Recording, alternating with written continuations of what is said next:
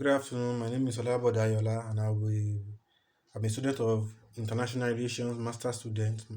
I'll be presenting under the course Democracy and International Relations, whereby I'll be talking on the religion, ethnicity, and democracy, whereby history will be the case study.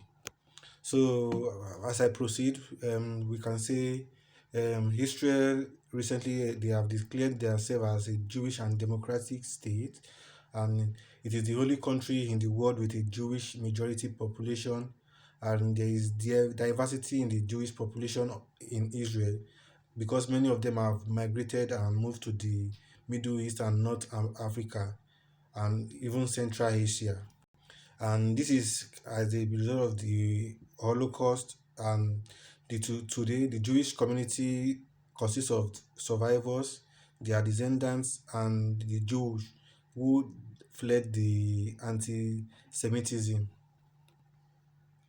Religion in Israel, Judaism, and you can say Judaism is diverse because in terms of practices and level of observance, most Israel Jews identify with one of the four categories, which are the Hiloni, which is secular.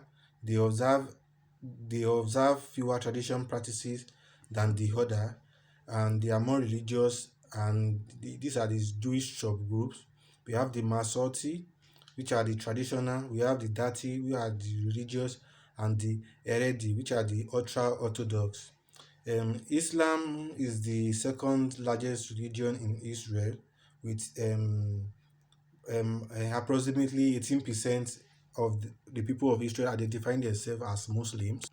Christianity, on the other hand, comprises of 2% of the population, because only 2% of them identify as Christian, making it the third largest religion in the country. And most of the Christians in Israel are ethnically, most of them are Arabs. Another thing I'll be talking about is the Druze religion, which originated as an offshore Islam. It is based on Islamic principles as well, and it diverges considerably in terms of certain beliefs and practices, such as the five pillars of Islam. So, another thing I'll be talking about is the ethnicity in Israel, and the Jews constitute about about over one third of the population, and more than one fifth of the population consists of Arabs, and most of them are Palestinians from the Sunni Muslim or the Christian communities. We have the Druze and other communities and other Arabs who do not consider themselves as Palestinians. They make up a small fraction of the total population. So, since 1974, um, the global world has been swept by the wave of democracy, and it is noticeable in after the collapse of communism and the collapse of the Soviet Union and the liberation of the Eastern Europe in the early 1990s.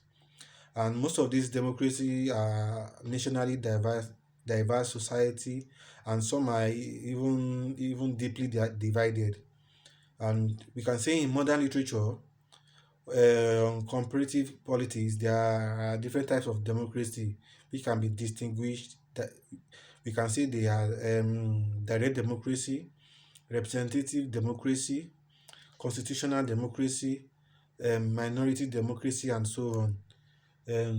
Another thing is that Israel is recognized as a democracy, but democratic country, but they do not fit into any known types of the democracy ideology.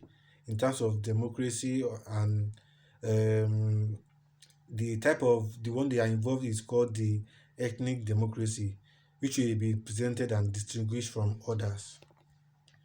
So another thing I'm talking on is the democracy in Israel.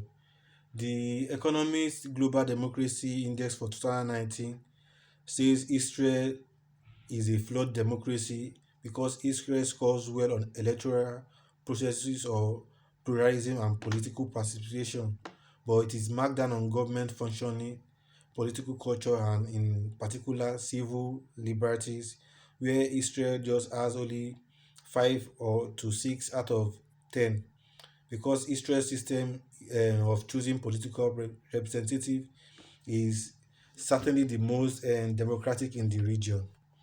The problem with Israel's electoral system is that um, it is too democratic.